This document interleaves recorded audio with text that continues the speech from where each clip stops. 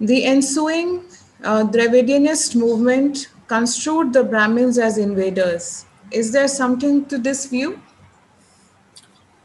Well, um, yes, Mallikarjuna Kharge said about 5 years or so ago in Parliament. So he was a low-caste Dravidian, also member of Congress, and he said that you Aryans don't belong here.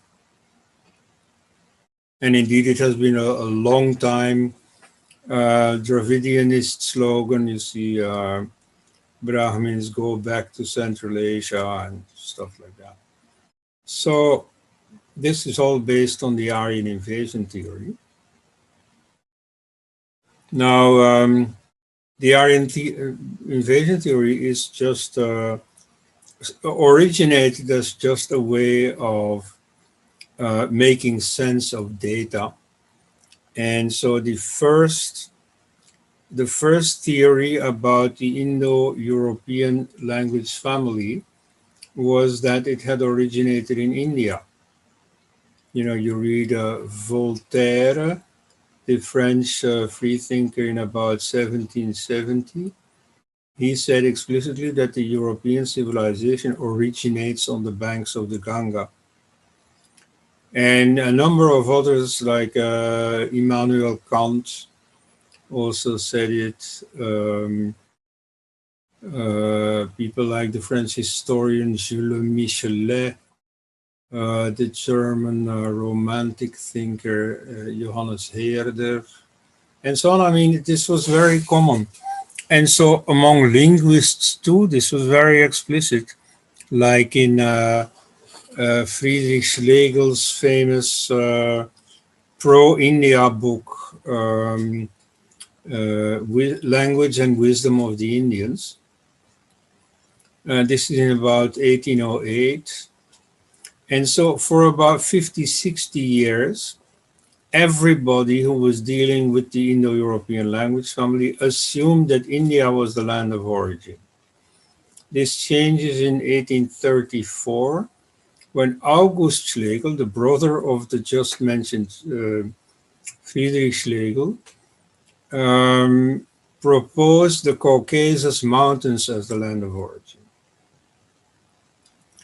And so from there on, you get the idea that they originated elsewhere than in India.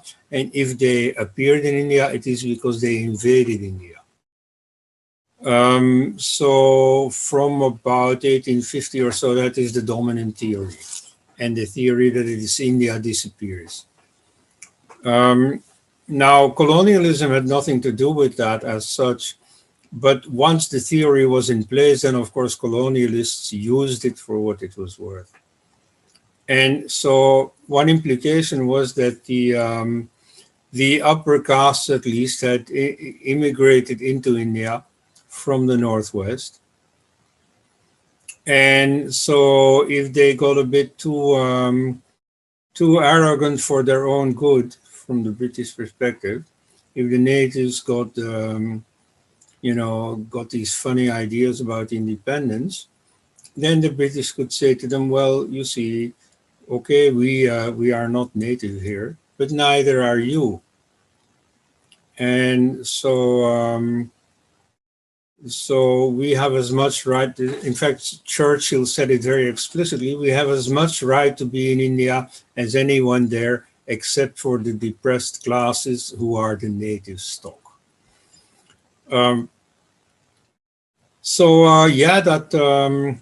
That idea that Brahmins are not native is very much there. Of course, when you look at it from the viewpoint of today's discussions, which we have in Europe about the value of immigration, then it is constantly emphasized that many people of Indian or Pakistani or Moroccan or Turkish origin,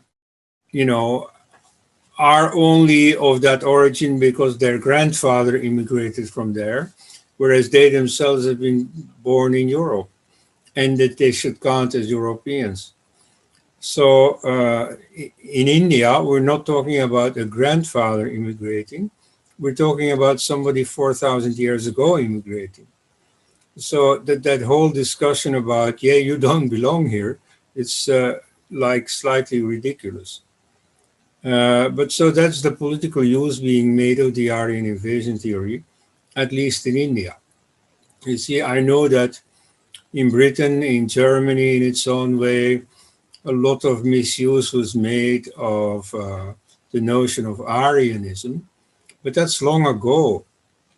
Whereas in India, it's still fully going on, and that's one of the reasons, by the way, that Westerners nowadays usually don't take kindly to Indians raising the Aryan invasion question. Not because they disagree, often they do, but scholars disagree on all kinds of things amongst each other all the time. That's no reason for, animus, for anger. But in this case, the fact that Hindus clearly find it something very important, where this origin was. Was it India? Was it outside India? And so they think this is all strange, you see. Like, what does it matter? And so from a modern post-1945 viewpoint, no, it doesn't matter. But in India, it continues to matter. Here you see the time has stood still.